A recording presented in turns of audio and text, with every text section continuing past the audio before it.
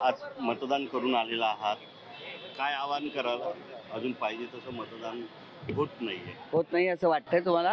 कारण त्या सरकारने एवढं यावेळी मोहीम चालवली, मतदान करा, मतदान करा. म्हणजे मी शाळेत पाढे नाही पाठ केले एवढं हे मतदान करा माझ्या तोंडात होतं सतत.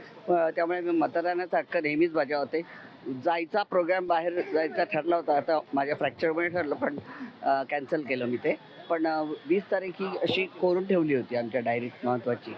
त्यामुळे मतदान केलंच पाहिजे प्रत्येक माणसाला, आणि आपला हक्क नाही बजावला तर तुम्हाला तुमच्या जे काही आदरणीय वाटतंय ते तो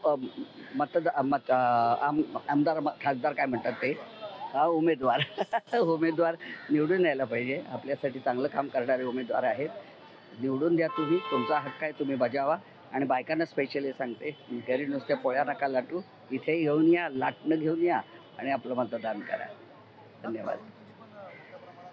येते, यायला पाहिजे. तरुणांनी तर अजिबात माघार घेण्यात अर्थ नाही. तुम्ही तरुणाईचं जग आहे सध्या, त्यामुळे मी सुद्धा आता स्वतःला तरुणच समजते, जरी मला फ्रॅक्चर झालं तरी. पण मतदान ही केलंच पाहिजे. हा आपला अधिकार आहे आणि माणसाच्या जिवंतपणाचं लक्षण.